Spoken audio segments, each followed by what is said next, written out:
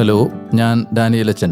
ബൈബിളിനെ ഇയറുന്ന മലയാളം പോഡ്കാസ്റ്റാണ് നിങ്ങൾ കേട്ടുകൊണ്ടിരിക്കുന്നത്. 365 ദിവസങ്ങൾ കൊണ്ട് ബൈബിൾ പാരായണം പൂർത്തിയാക്കാൻ നിങ്ങളെ സഹായിക്കുന്നത് അസെൻഷൻ. ഇവിടെ നാം ദൈവത്തിൻ്റെ സ്വരം വചനത്തിലൂടെ ശ്രവിച്ച് നമ്മുടെ ജീവിതത്തെ ദൈവത്തിൻ്റെ കണ്ണുകളിലൂടെ നോക്കിക്കാണാൻ പരിശ്രമിക്കുന്നു. The great adventure Bible time line എന്ന റീഡിംഗ് പ്ലാൻ ഉപയോഗിച്ച് നാം ഉൽപ്പത്തി മുതൽ വെളിപാട് വരെയുള്ള 73 ഗ്രന്ഥങ്ങൾ വായിച്ച് ബൈബിളിലെ രക്ഷയുടെ കഥ എങ്ങനെ ഇതൾ വിരിയുന്നു എന്ന് മനസ്സിലാക്കുന്നു. ഒപ്പം ആ കഥയിൽ നമ്മുടെ സ്ഥാനം എന്താണെന്ന് തിരിച്ചറിയാൻ ശ്രമിക്കുകയും ചെയ്യുന്നു. വായനാ സഹായി ആവശ്യമുള്ളവർക്ക് BIYindia.com/മലയാളം എന്ന ലിങ്കിൽ ലഭ്യമാണ്. നമുക്ക് തുടങ്ങാം. ഞാൻ വായിക്കുന്നത് POC മലയാളം ബൈബിൾ പരിഷ്കരിച്ച വിവർത്തനത്തിൽ നിന്നാണ്. ഇന്ന് ദിവസം 34. ഇന്നത്തെ വചന വായനയുടെ പാഠങ്ങൾ: പുറപ്പാട് പുസ്തകം 12-ാം അധ്യായം, ലേവ്യരുടെ പുസ്തകം 9-ാം അധ്യായം, സങ്കീർത്തനങ്ങൾ 114. നാം വചനം വായിക്കുമ്പോൾ വചനം നമ്മെ വായിക്കുന്നു. പുറപ്പാട് അധ്യായം 12. കർത്താവ് ഈജിപ്ത് ദേശത്ത് വെച്ച് മോശയോടും അഹറോനോടും ഇപ്രകാരം അരുൾ ചെയ്തു: ഈ മാസം നിങ്ങൾക്ക് മാസങ്ങളുടെ തുടക്കമായിരിക്കണം. അത് നിങ്ങൾക്ക് വർഷത്തിലെ മാസങ്ങളുടെ ആദ്യത്തേതായിരിക്കും. ഇസ്രായേൽ സമൂഹത്തോട് മുഴുവൻ നിങ്ങൾ ഇപ്രകാരം പറയുവിൻ: ഈ മാസത്തിൻ്റെ 10-ാം ദിവസം അവർ ഓരോ പിതൃകുടുംബത്തിനും ഒരാട്ടിൻകുട്ടിയെ, ഭവനത്തിന് ഒരാട്ടിൻകുട്ടി വീതം തങ്ങൾക്കായി എടുക്കണം. ഒരാട്ടിൻകുട്ടിയെ തീർക്കാവുന്നതിനേക്കാൾ ചെറുതാണ് ഒരുവൻ്റെ കുടുംബമെങ്കിൽ അവൻ തൻ്റെ ഭവനത്തിലേക്ക് അടുത്തുള്ള താമസക്കാരനെ കൂടി അംഗസംഖ്യയനുസരിച്ച് സ്വീകരിക്കണം. നിങ്ങൾ ആട്ടിൻകുട്ടിയെ സംബന്ധിച്ച് കണക്ക് കൂട്ടേണ്ടത് അതിനെ ഭക്ഷിക്കാനുള്ള ഓരോരുത്തൻ്റെയും പ്രാപ്തി അനുസരിച്ചായിരിക്കണം. തികവുറ്റതും 1 വയസ്സുള്ളതുമായ ഒരു മുട്ടാടിൻകുട്ടി നിങ്ങൾക്കുണ്ടായിരിക്കണം.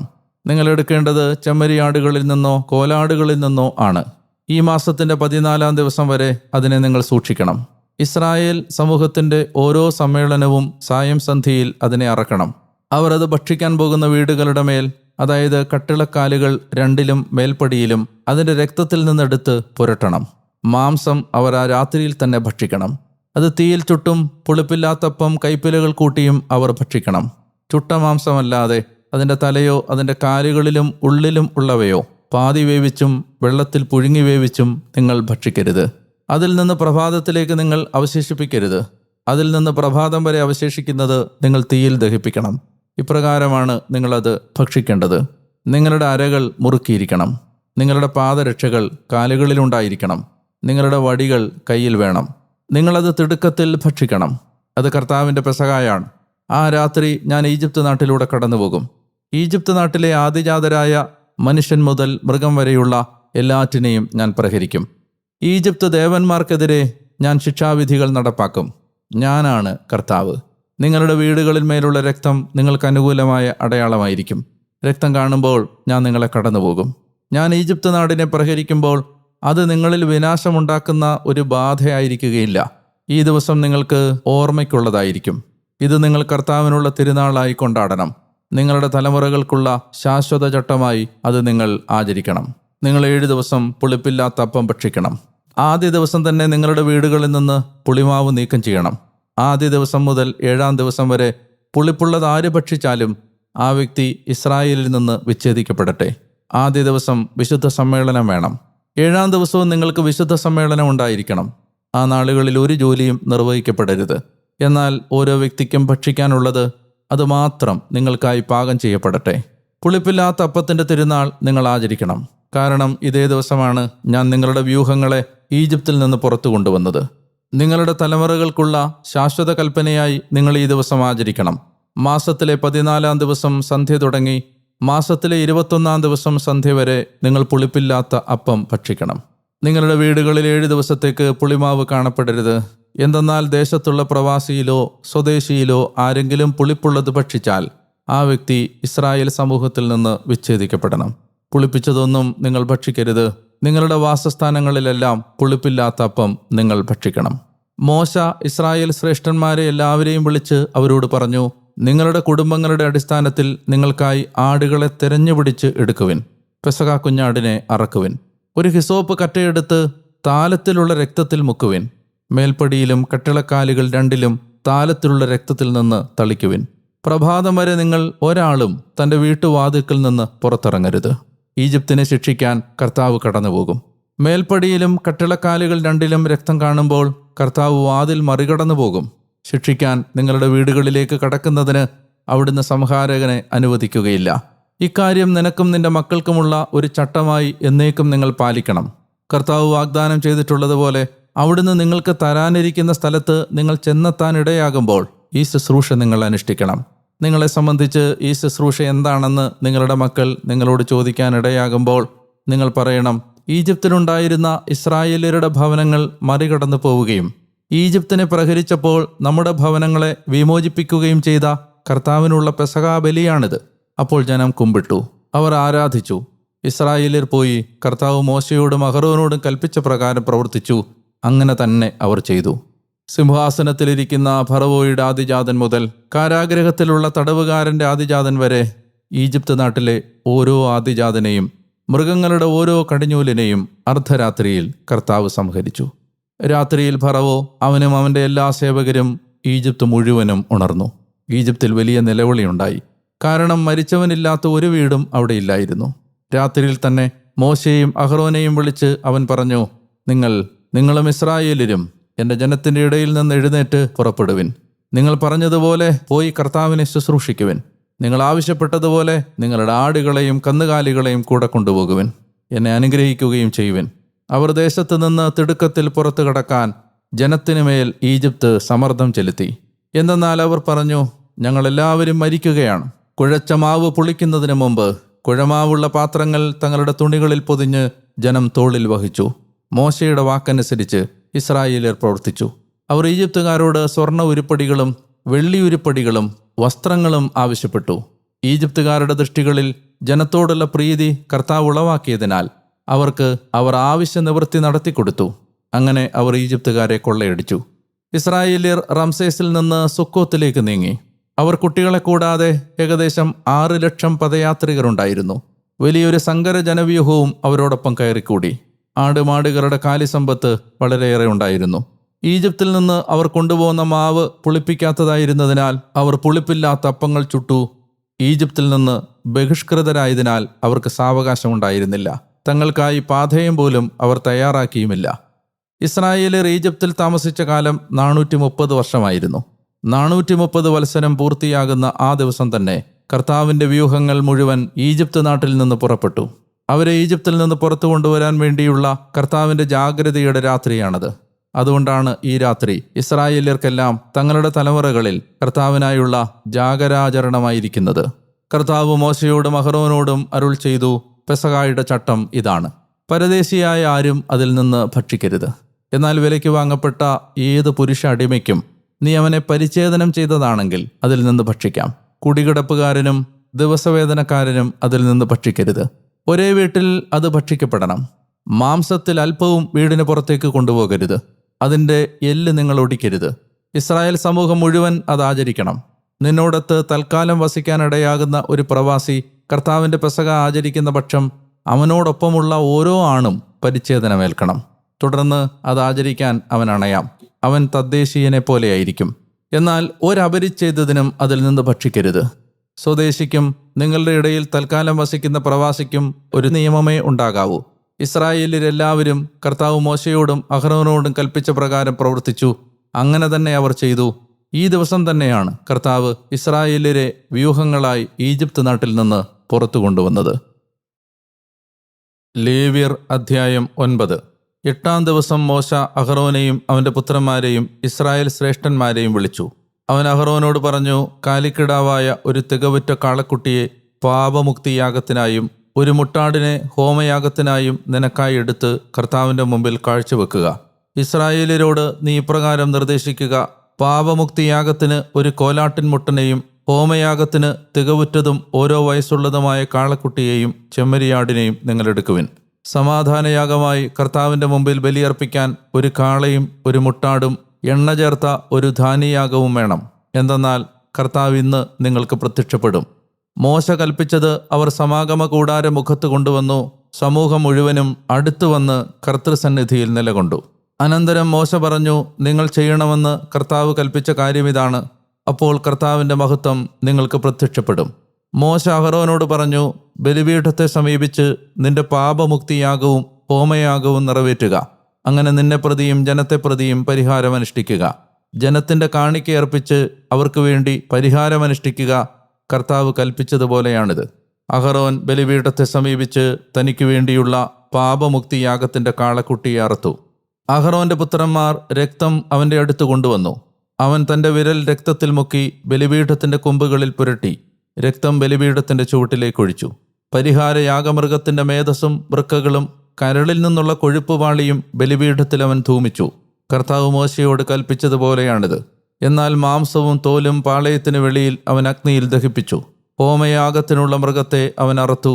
അഹറോന്റെ പുത്രന്മാർ രക്തം അവൻ്റെ പക്കലെത്തിച്ചു. അവനത് ബലിപീഠത്തിന്മേൽ ചുറ്റും തളിച്ചു.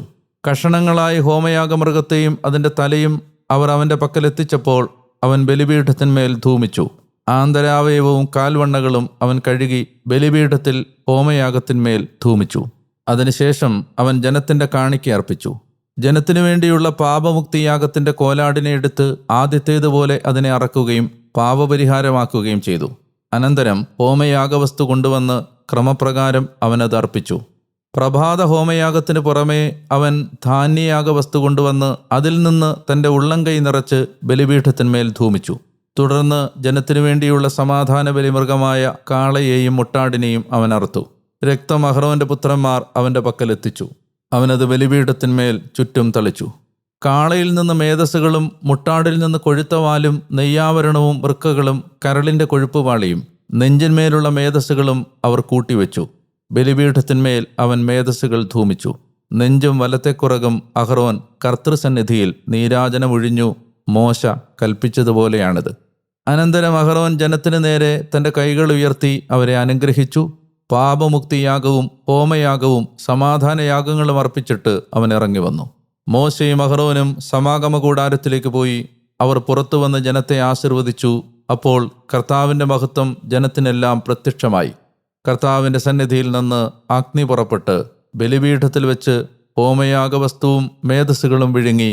ജനമെല്ലാം അത് കണ്ട് ആർപ്പ് വിളിച്ച് മുഖം മുട്ടെ പ്രണമിച്ചു. സങ്കീർത്തനങ്ങൾ 114. ഇസ്രായേൽ ഈജിപ്തിൽ നിന്ന് യാക്കോബിൻ്റെ ഭവനം അന്യഭാഷാജനത്തിൽ നിന്ന് പുറപ്പെട്ടപ്പോൾ യൂദ അവിടുത്തെ വിശുദ്ധ സ്ഥലമായി തീർന്നു. ഇസ്രായേലായിരുന്നു അവിടുത്തെ ഭരണപ്രദേശങ്ങൾ. കടൽ ഒന്ന് നോക്കിയിട്ട് ഓടിയകന്നു. ജോർദാൻ പിൻവലിഞ്ഞു. പർവ്വതങ്ങൾ മുട്ടാടുകളെപ്പോലെയും കുന്നുകൾ കുഞ്ഞാടുകളെപ്പോലെയും തുള്ളിച്ചാടി. സമുദ്രമേ, നിനക്കെന്തു പറ്റി? നീ ഓടിയകലുകയാണല്ലോ. ജോർദാനെ, നീ പിൻവാങ്ങുകയാണല്ലോ. പർവ്വതങ്ങളെ, നിങ്ങൾ മുട്ടാടുകളെപ്പോലെ, കുന്നുകളെ, നിങ്ങൾ കുഞ്ഞാടുകളെപ്പോലെ തുള്ളിച്ചാടുകയാണല്ലോ. നാഥൻ്റെ സാന്നിധ്യം മൂലം, യാക്കോബിൻ്റെ സർവേശ്വരൻ്റെ സാന്നിധ്യം മൂലം ഭൂമിയെ വിറകൊള്ളുക. പാറയെ ജലാശയമാക്കുന്നവനാണ് അവിടുന്ന്, തീക്കല്ല് തൻ്റെ നീരുറവയാക്കുന്നവനും. പ്രിയമുള്ളവരെ, 34-ാമത്തെ ദിവസത്തിലേക്ക് വചനവായനയിൽ ദൈവം നമ്മെ മുന്നോട്ട് കൊണ്ടുവന്നതിന് ദൈവത്തിന് നന്ദി പറയാം. കർത്താവിൻ്റെ കൃപയിലല്ലാതെ നമുക്കിത്തരം ഒരു വചന പാരായണത്തിൽ മുന്നോട്ട് പോകാൻ കഴിയില്ല എന്ന് നമുക്ക് നന്നായി അറിയാം. ദൈവത്തിന് ഒത്തിരി സന്തോഷവും സ്നേഹവും ആരാധനയും നന്ദിയും നാം സമർപ്പിക്കേണ്ടതുണ്ട്. 34-ാമത്തെ ദിവസം പുറപ്പാട് പുസ്തകത്തിൻ്റെ 12 നിന്നാണ് പ്രധാനമായും നാം വായിച്ചത്. ഫറവോയോട് സംസാരിച്ചപ്പോൾ കർത്താവ് അരുളി ചെയ്തിരുന്നു, ഇസ്രായേൽ എൻ്റെ ആദ്യജാതനാണ്, മൈ ഫസ്റ്റ് ബോൺ സൺ. എന്നെ ആരാധിക്കാനായി എൻ്റെ പുത്രനെ വിട്ടയച്ചില്ലെങ്കിൽ നിന്റെ ആദ്യജാതനെ ഞാൻ സംഹരിക്കും. ഇസ്രായേലിലെ ആദ്യജാതന്മാർ ഈ കൂട്ടത്തിൽ കൊല്ലപ്പെടാതിരിക്കാനായി ദൈവം അവർക്ക് നൽകിയ മുൻകരുതലായിരുന്നു പെസഹ ആചരണം. മാസത്തിൻ്റെ 10-ാം ദിവസം ഊനമറ്റ ഒരു കുഞ്ഞാടിനെ അവർ മാറ്റി നിർത്തുന്നു. 14-ാമത്തെ ദിവസമാണ് ഈ ആടിനെ കൊല്ലുന്നതും മാംസം ചുട്ട് ഭക്ഷിക്കുന്നതും കുഞ്ഞാടിൻ്റെ രക്തം വാതിൽപ്പടിയിൽ കട്ടിളക്കാലുകളിൽ തളിക്കുന്നതും. 14-ാമത്തെ ദിവസം മുതൽ 21-ാമത്തെ ദിവസം വരെ, അതായത് 7 ദിവസം പുളിപ്പില്ലാത്ത അപ്പം അവർ ഭക്ഷിക്കേണ്ടതുണ്ടായിരുന്നു. കുഞ്ഞാടിനെ തിരഞ്ഞെടുക്കുന്നതിനും കുഞ്ഞാടിനെ കൊല്ലുന്നതിനുമിടയിലുള്ള 4 ദിവസങ്ങൾ എന്തിനായിരുന്നു? പരിച്ഛേദനം സ്വീകരിക്കാത്ത ആരും പെസഹ ആചരിക്കരുത് എന്നായിരുന്നു ദൈവകൽപ്പന. ഈജിപ്തുകാർ കുട്ടികൾക്ക് 13 വയസ്സാകുന്നത് വരെ പരിച്ഛേദനം നടത്തിയിരുന്നില്ല.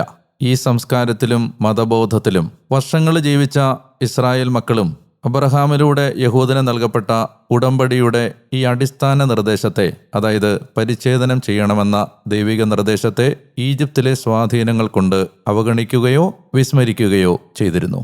അതുകൊണ്ട് പുരുഷന്മാരിൽ മഹാഭൂരിപക്ഷത്തിനും പെസഹ ഭക്ഷിക്കണമെന്നുണ്ടെങ്കിൽ പരിച്ഛേദനം നിർവഹിക്കേണ്ടിയിരുന്നു എന്നുള്ളതുകൊണ്ട് പരിച്ഛേദനത്തിൻ്റെ മുറിവുണങ്ങി സുഖം പ്രാപിക്കാൻ 4 ദിവസത്തെ ഇടവേള ദൈവം അനുവദിച്ചത് ആണ് കുഞ്ഞാടിനെ തെരഞ്ഞെടുത്തതിനും കൊല്ലുന്നതിനുമിടയിലുള്ള 4 ദിവസത്തെ ഇൻ്റർവൽ.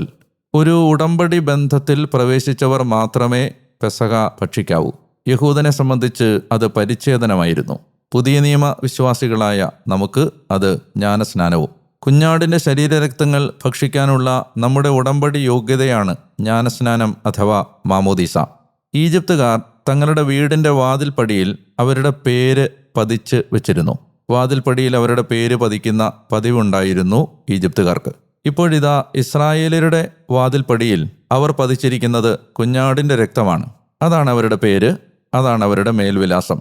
ഓർക്കണം, കുഞ്ഞാടിൻ്റെ രക്തമാണ്, യേശുവിൻ്റെ രക്തമാണ് നമ്മുടെ മേൽവിലാസം, നമ്മുടെ യോഗ്യത, നമ്മുടെ ഐഡൻറ്റിറ്റി, നമ്മുടെ അഡ്രസ്. 10-ാം തീയതി മുതൽ 14-ാം തീയതി വരെ ബലിക്കുള്ള കുഞ്ഞാട് ഓരോ വീട്ടിലും തയ്യാറാക്കി നിർത്തപ്പെട്ടു.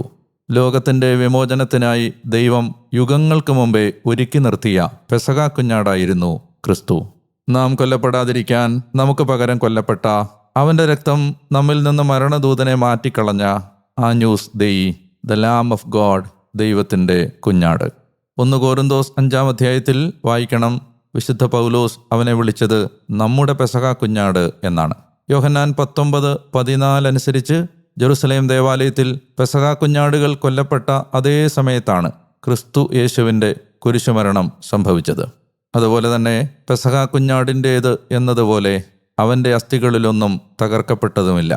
ഇതിനു മുൻപ് നടന്ന 9 മഹാമാരികളും ഈജിപ്തിലെ വ്യാജദേവന്മാർക്കെതിരെയുള്ള യഹോവയുടെ പ്രഹരമായിരുന്നതുപോലെ തന്നെ 10-ാമത്തെ മഹാമാരിയും ഈജിപ്തിലെ വ്യാജദേവന്മാർക്കെതിരെയുള്ള ദണ്ഡനമായിരുന്നു.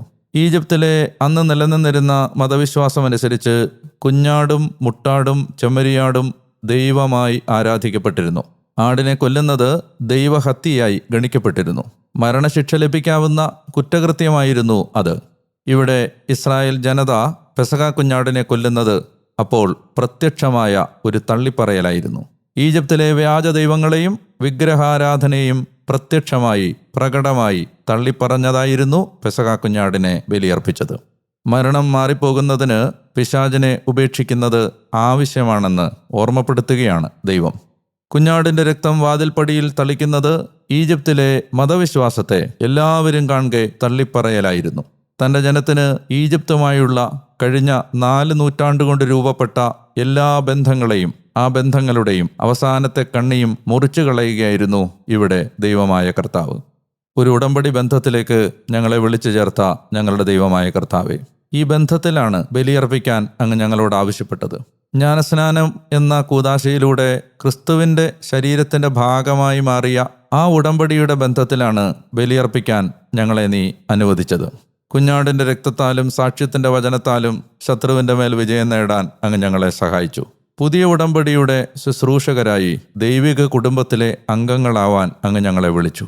കുരിശിൽ ഞങ്ങൾക്ക് പകരം കൊല്ലപ്പെട്ട ക്രിസ്തു എന്ന കുഞ്ഞാടിൻ്റെ രക്തം തളിക്കപ്പെട്ടത് മൂലം നിത്യമായ മരണത്തിൻ്റെ ദൂതൻ ഞങ്ങളിൽ നിന്ന് മാറിപ്പോയി.